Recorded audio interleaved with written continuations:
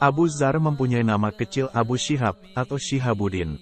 Beliau lahir pada Senin Wage pukul 11 siang, tanggal 11 Syawal 1324 H, 1903 M di Duku Gempol Bapang, Desa Brangsong dari pasangan Moh Rowo, wafat Rabu Kliwon, 8 Jumadil Akhir 1365 H, 1946 M, dan Salminah, wafat Selasa Kliwon, 13 Safar 1371 H, 1951 M. Abu Syihab adalah putra pertama dari 4 bersaudara, 3 adiknya yaitu Abu Amar, Saudah dan Sofiyah. Abu Syihab kemudian berganti nama menjadi Abu Dzar saat melaksanakan ibadah haji yang pertama pada tahun 1950-an. Abu Dzar menikah 2 kali.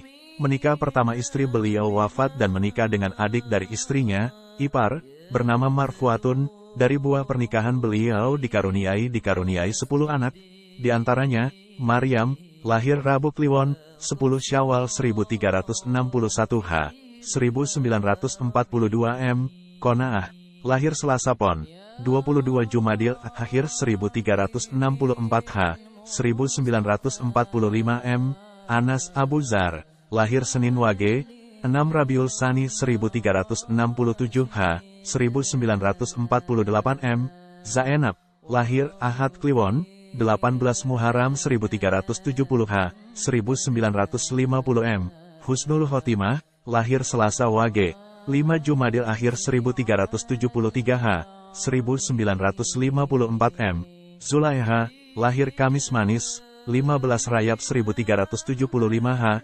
1956 M, Istianah, lahir Selasa Kliwon, 18 Rabiul Awal 1377 H, 1957 M, Mawardi Abu Dzar, lahir Kamis Pon, 5 Ramadan 1379 H, 1961 M, Ahmad Abu Dzar, lahir Senin Legi, 16 Jumadil Akhir 1385 H, 1965 M, Marwah, lahir 1968 di Makkah dan meninggal dunia.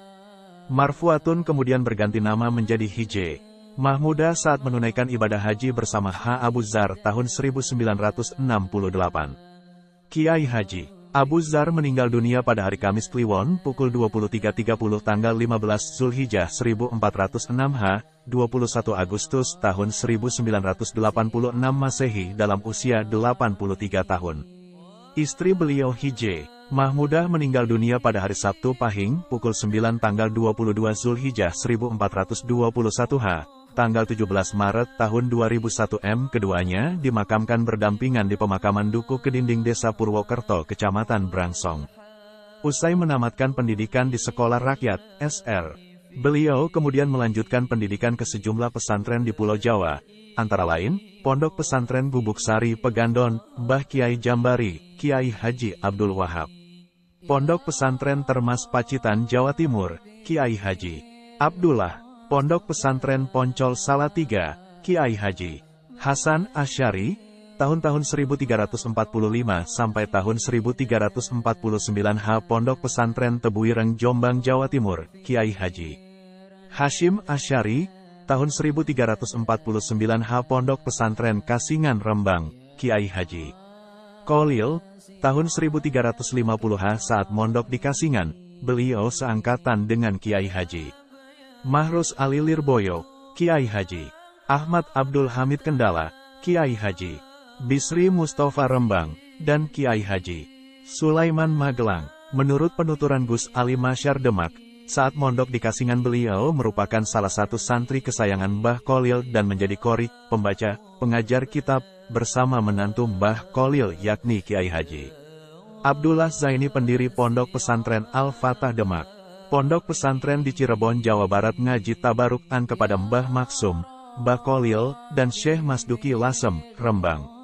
Guru-guru beliau saat menuntut ilmu, diantaranya, Mbah Kiai Jambari, Kiai Haji Abdul Wahab, Kiai Haji Abdullah, Kiai Haji Hasan Asy'ari, Kiai Haji Hashim Asy'ari, Kiai Haji Kolil Kasingan, Kiai Haji Maksum Lasem, Syekh Masduki Lasem, Rembang, Kiai Haji Hasan bin Muhammad Misbah, Kiai Haji Abu Dzar berangsong mendirikan pesantren Al-Islah Kedinding pada tahun 1941. Pesantren ini terletak di Dusun Kedinding, Kelurahan Purwokerto, Kecamatan Brangsong, Kabupaten Kendala. Saat ini pesantren sudah berkembang menjadi pesantren modern yang memiliki jenjang pendidikan MTS dan SMP, MA, SMA, dan SMK. Bila nanti beliau tolong. Anak-anak beliau yang menjadi penerus perjuangan keulamaan diantaranya, 1. Maryam, lahir Rabu Kliwon, 10 Syawal 1361 H, 1942 M. 2. Qanaah, lahir Selasa Pon, 22 Jumadil Akhir 1364 H, 1945 M. 3. Anas Abu Dzar, lahir Senin Wage, 6 Rabiul Tsani 1367 H, 1948 M. 4. Zainab, lahir Ahad Kliwon, 18 Muharram 1370 H, 1950 M. 5. Husnul Khotimah, lahir Selasa Wage, 5 Jumadil Akhir 1373 H, 1954 M. 6. Zulaiha, lahir Kamis Manis, 15 Rajab 1375 H, 1956 M. 7. Istiana, lahir Selasa Kliwon, 18 Rabiul Awal 1377 H, 1957 M. 8. Mawardi Abu Dzar, lahir Kamis Pon, 5 Ramadan 1379 H, 1961 M. 9. Ahmad Abu Dzar, lahir Senin Legi, 16 Jumadil Akhir 1385 H, 1965 M. Ulama-ulama yang menjadi murid beliau diantaranya, 1. Kiai Haji Harisuddin, pengasuh Pondok Pesantren Dawar, Boyolali 2. Kiai Haji Fatlol Ali, pengasuh Pondok Pesantren Al-Islah Sempal Wadak, Bintoro, Demak 3. Kiai Haji Abdul Mukti Wahidun Madiun, Jawa Timur 4. Kiai Masruri, pengasuh Pondok Pesantren Sabilun Najah Ploso, Karangtengah, Demak 5. Kiai Haji Mustafa Yunus Al-Hafiz, pengasuh Pondok Pesantren PPH Ki Anur, Pamrian, Gemu 6. Kiai Haji Mastur Magangan, Ngampel 7. H. Solihin, anggota DPRD 2 Kabupaten Batang 8. Kiai Haji Junaedi, mubalik asal Turun Rejo, Brangsong, riwayat organisasi Rois Syuriah PCNU Kendala, periode 3 karir sesuai dengan keilmuan beliau. Posisi karir yang diduduki diantaranya, pengasuh pesantren Al-Islah Brangsong Kendala Karomah Kiai Haji Abu Dzar sudah nampak saat beliau nyantri di Cirebon tahun 1930. Saat itu beliau benar-benar kehabisan bekal untuk makan dan biaya di pondok. Ketika beliau sedang berjalan di sawah, beliau melihat mobil yang melintas di jalan. Seketika timbul pikiran nakal untuk menjatuhkan mobil ke sawah dari jarak jauh dengan harapan penumpang atau pemilik mobil akan memberikan imbalan. Benar saja, mobil itu akhirnya terperosok ke sawah dan beliau segera menolong menariknya kembali ke jalan dengan imbalan upah dari pemilik mobil. Upah tersebut kemudian ia gunakan untuk makan dan memenuhi kebutuhan sehari-hari di pesantren. Karomah beliau juga terbukti saat seorang pencuri masuk rumah di malam hari. Sepanjang malam pencuri itu hanya berputar-putar di dalam rumah, karena tak melihat apapun kecuali tanah lapang. Setelah diamankan, pencuri itu pun disuruh pulang dengan diberi sejumlah uang. Karomah lainnya dikisahkan oleh santri beliau, Ahmad Masyuri. Suatu malam ada seorang santri yang hendak mencuri kelapa di depan rumah kiainya. Tak disangka tiba-tiba kiainya berada di tempat itu sambil berdeham. Spontan santri tersebut segera pergi dan tak jadi mencuri. Padahal saat itu kiainya tengah tidur di dalam rumah.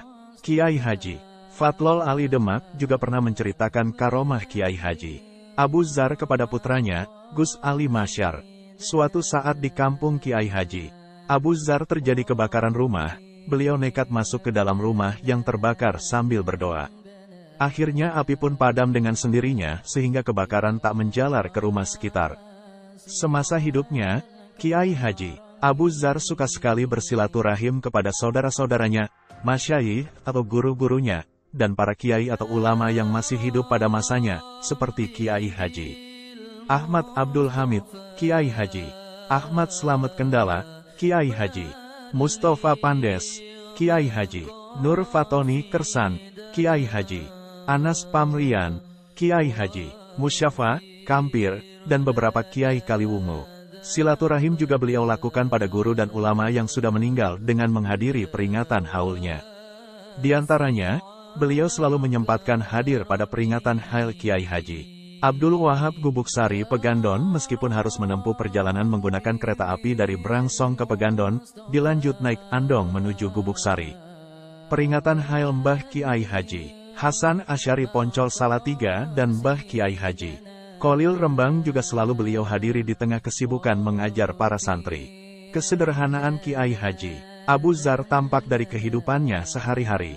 Meski tergolong hidup dalam kecukupan, selama hidupnya Kiai Haji Abu Zar hanya mempunyai 3 setel pakaian yang semuanya berwarna putih dan jubah untuk salat berjamaah di masjid. Saat bepergian, beliau sering memakai sandal bakyak dan bersarung, karena tidak mempunyai celana. Sementara kedermawan beliau tampak terutama ketika bulan Ramadan. Beliau selalu menyediakan menu berbuka puasa untuk para santri yang ikut mengaji atau pasan hingga para tetangga.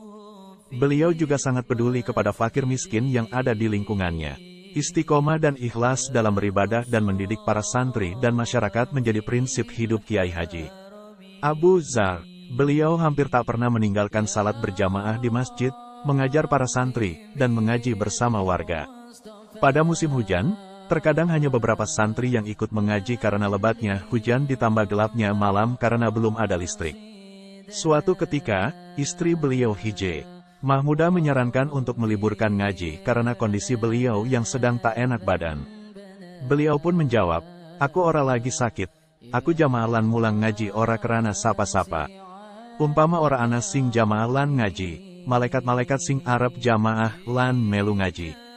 Dalam kesehariannya, Kiai Haji Abu Zar juga terkenal sebagai ahli wirai, yakni selalu menjauhi hal-hal yang syubhat dan haram. Kebiasaan itu terbawa hingga menjelang ajal beliau. Menurut penuturan keluarga, sebelum meninggal beliau sudah mempersiapkan kain kafan dari pakaian ihram saat beliau haji. Batu nisan juga sudah dipesan pada santrinya yaitu H. Asnawi Madugowong, Limpung, batang berupa batu yang dipahat. Sementara papan untuk bendosa dari pohon duet besar di depan rumahnya juga sudah disiapkan. Semua beliau persiapkan sendiri tanpa membelinya di toko, dengan alasan kekhawatiran beliau bila barang yang dibeli tercampur dengan barang haram atau syubhat yang bisa menjadi beban di alam kubur. Sebelum meninggal beliau juga berpesan kepada istrinya agar setelah beliau meninggal tak dihauli dengan meminta sumbangan pada warga. Beliau khawatir orang yang memberi sumbangan ada yang tak ikhlas atau menjadi beban bagi yang tidak mampu. Beliau meminta haulnya hanya ingin diperingati dengan ziarah dan dibacakan Al-Quran.